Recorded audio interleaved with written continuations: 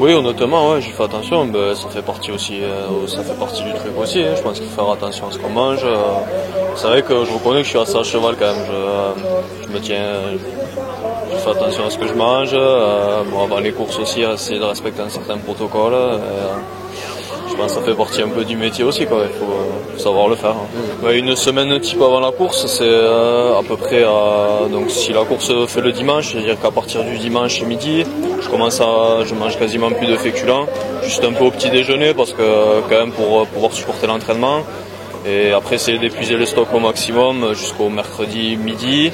Et après un bon entraînement VMA le mercredi après-midi pour finir de bien vider les stocks. Et puis après à partir du mercredi soir, au moins jusqu'au jeudi soir, essayer un peu de bien gonfler au niveau glucides pour refaire bien les stocks comme il faut. Puis après à partir du vendredi, on remange normalement. Ça sert à rien de se gaver, de toute façon les stocks ils sont pleins. Donc ouais, il reste plus qu'à essayer de manger normalement.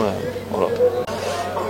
J-1, je change pas grand chose non plus, hein. Je mange toujours, on continue de manger des glucides, mais normalement, hein, sans se gaver, ça sert à rien, les stocks sont faits de toute façon. Donc essayer de pas trop manger de fruits et tout ça pour pas être trop détraqué au niveau estomac, et puis voilà, ça le fait.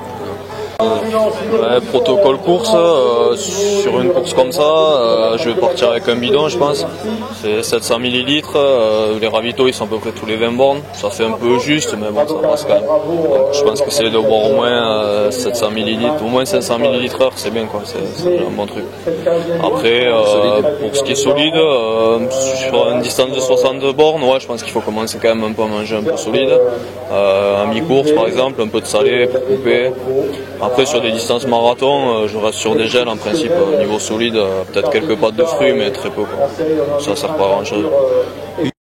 Ouais, je prends des boissons de récupération, j'ai la chance d'être suivi par Efinov avec le team, et donc il nous faudrait tout ce qu'il faut à ce niveau-là, donc des boissons de l'effort et des boissons de récup aussi, avec tout ce qui est acides aminés, protéines pour récupérer au mieux. Donc tout ça soit après les gros entraînements, vraiment quand des périodes de grosse charge, ou alors après les courses quoi, tout simplement. J'apprécie beaucoup les produits honnêtement. L'année dernière on était avec GoTo et ça me plaisait aussi. C'est vrai que j'avais peur d'être un peu déçu, mais là honnêtement il faut vraiment de très très bons produits et je suis vraiment très satisfait de ce qu'ils font depuis le début d'année.